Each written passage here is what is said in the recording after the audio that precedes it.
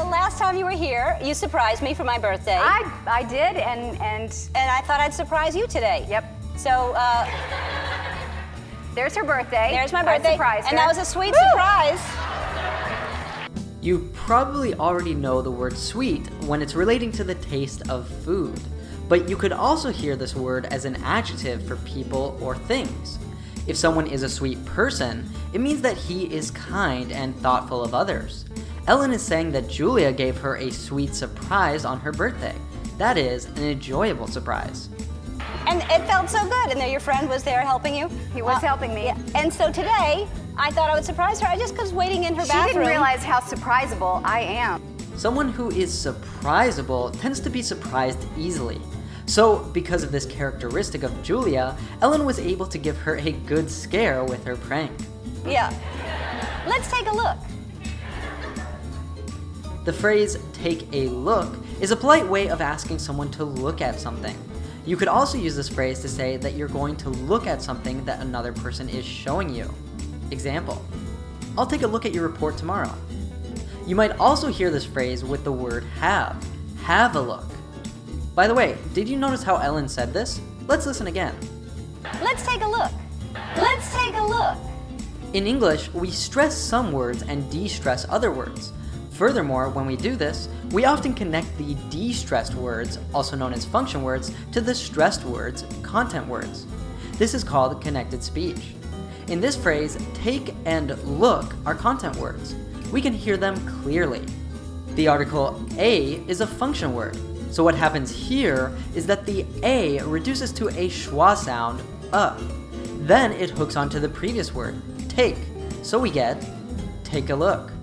Listen again and practice pronouncing this like Ellen. Let's take a look. Let's take a look.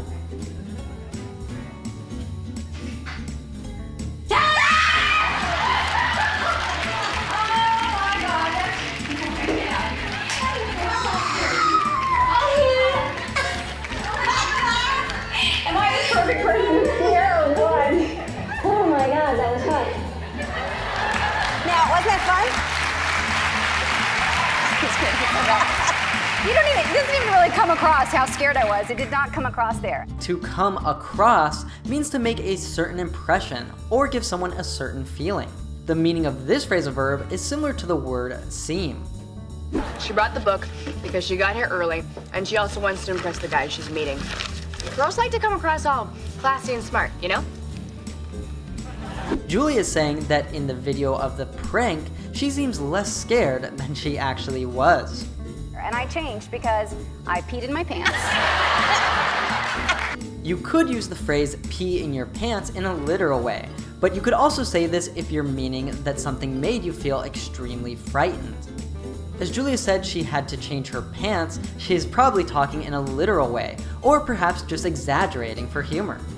If you want to use this expression in a less descriptive way, you could say wet your pants. Example, his little brother still wets the bed. I mean, you cannot tell. I screamed like I was being mugged on a subway. Yeah. If someone attacked you in a public place to steal your money, that person mugged you. I have a confession to make. Okay, you know that girl that mugged you when you were a kid? What are you talking about? It wasn't a girl, it was this... Do you know which word you'd use to refer to someone that breaks into a house to steal?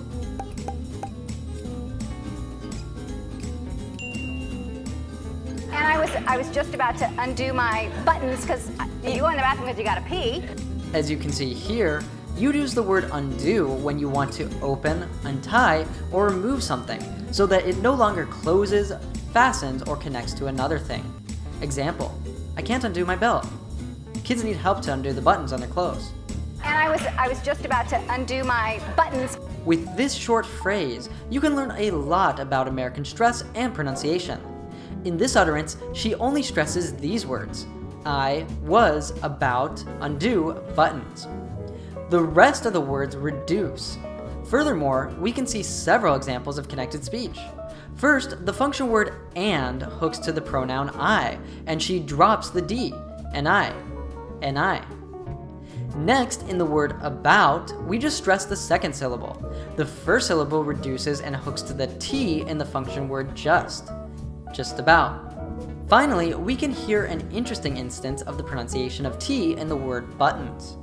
The T ends the first syllable and is followed by a vowel, so we cut it at the back of the throat. This is called a glottal T, and it sounds like this, buttons. Now, let's put it all together. And I was just about to undo my buttons. And I was just about to undo my buttons. And I was just about to undo my buttons because you go in the bathroom because you gotta pee. Here, we continue with another good example of connected speech. The word gotta is a very common contraction of the words got to.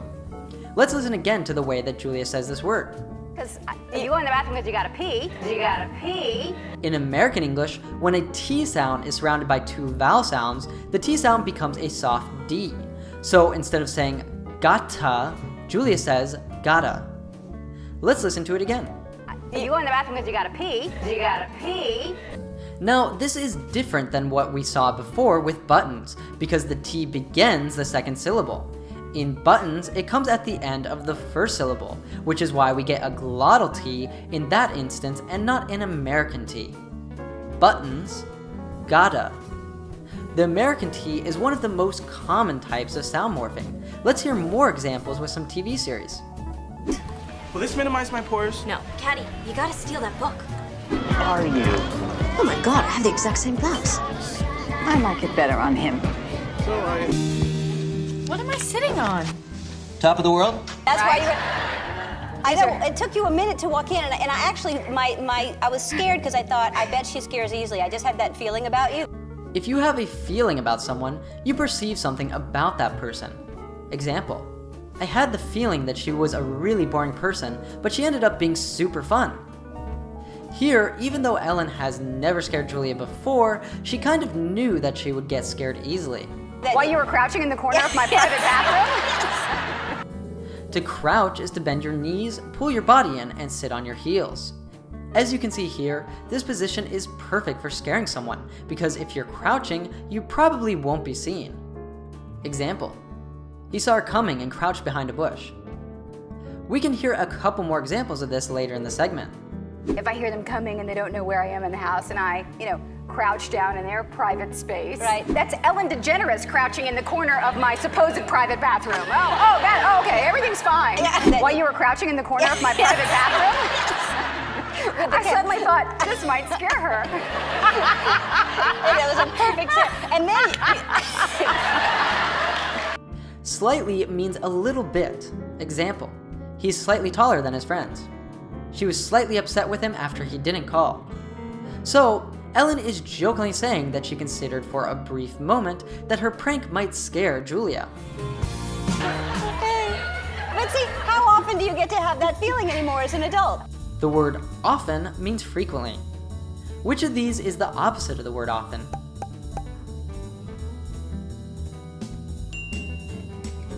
Well, you must come to London all the time for work, right? London? Never. New York? Not really, but that's easier. Do you go there often? Rarely. You'd use the phrase get to say that you have an opportunity to do something. Example, I never get to see her now that she lives in a different country. I'd love to get to know you better. Can we meet again? By this phrase, Ellen is saying that when you're an adult, you don't have the opportunity to feel scared because of a prank. I'll tell you right now, walking into the bathroom from now on, I'm gonna... Instead of saying going to, native English speakers usually say the word gonna. Okay, so we're not going to make a bigger deal out of this than it already is. No, we're not. It's not like we're never going to speak or email or... No set rules. None. So now I'm just going to kiss you for the millionth time and say be seeing you. Yeah. Woo! Well, we're for sure putting cameras in now, if you're going to walk into a bathroom like that. For sure is an informal way of saying without doubt. Another very common word for saying this is definitely. Guess what? Ben is gonna be in a TV commercial. What are you talking about? Well, it's not for sure, but we met this guy in the park who thought Ben was really cute. You know, which he is. Anyway, he gave us his card and told us to bring him down for this commercial he's auditioning. I didn't want to say anything until I knew for sure, but I've been rerunning the tests on your element in my lab, and I disproved it. Your element does not exist. So, and when that happened, you said, now I know how my kids feel because you scare your children. Yes. Now, And I realized I was getting too much joy from it, so I've had to tone it down. To tone something down means to soften that thing, making it less strong or intense. Example, you should tone down that letter. It's too aggressive. By saying this, Julia is implying that she was getting too intense with scaring her kids, and for this reason, she had to soften her pranks or perhaps do it less often. now, in what way? Like, not at night or anything, not like you're under the bed. No, because I pay for it at 2 a.m. if I do that. You'd use the phrase pay for it to say that you suffer the consequences of your actions. In other words, you could say that if you did something wrong in the past, you'll pay for that in the future. Okay, everybody. Happy Mother's Day. I know I speak for all the guys when I say thank you for everything you do while we're off having affairs. Oh. I'm kidding. I'll pay for that later. Let's get the moms and kids together for a picture. No, let's go.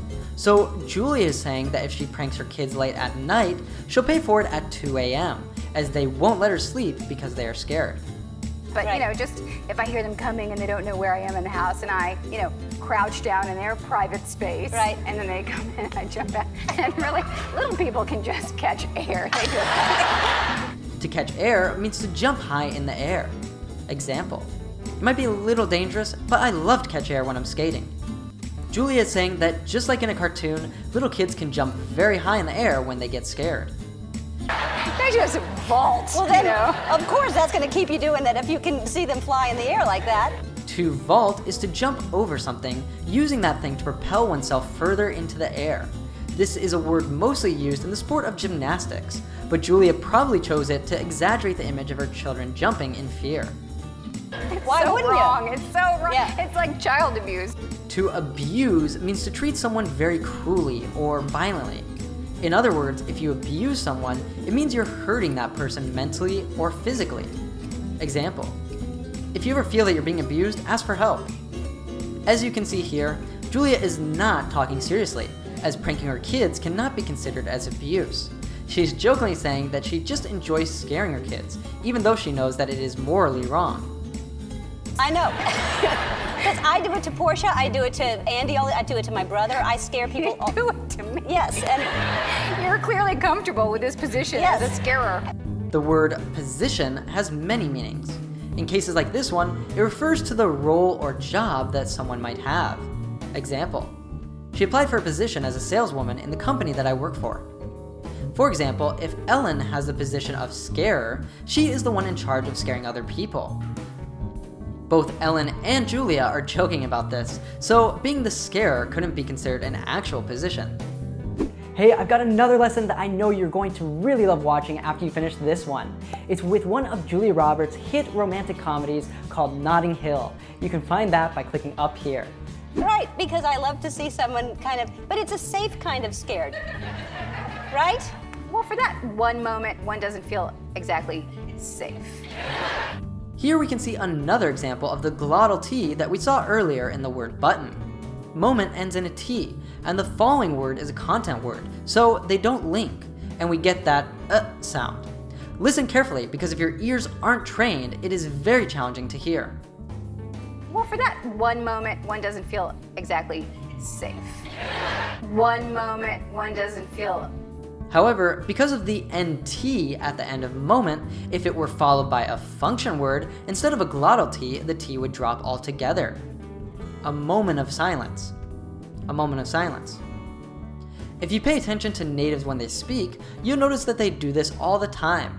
Some other common examples where you can hear the emission of the NT sound are I went out, I went out. Internet, internet. International, international. Let's hear a couple examples from series. There will be no more TD and no internet and no whatever else I can think of. May I have a word with you, Phil? Finally, it was the moment of truth. Well, did you get it? Let me see. Is Ross here? No, we went out to get pizza. Okay, really quick. Okay. Well, it was me. When you saw me on the ground. It also takes a minute to go, oh wait, no, that's Ellen DeGeneres crouching in the corner of my supposed private bathroom. Okay, everything's fine. Yeah, right. The word supposed is used to refer to something that is generally assumed or believed to be in a certain way, but not necessarily so. Julia is saying that Ellen took her by surprise because her bathroom was supposed to be private, so nobody should be there but her. Also, notice the difference of this word when it is an adjective, supposed, or a participle, supposed. Example, this is the supposed best restaurant in San Francisco. This restaurant is supposed to be the best in San Francisco. That's what I mean. Now, do you think you'll get me back? There's no question. Okay, good. If you were to get someone back, you'd be getting revenge on that person. If there's no question about something, there are no doubts about it, and it's definitely going to happen. By saying this, Julia is saying that she will scare Ellen in a future occasion as revenge for her prank.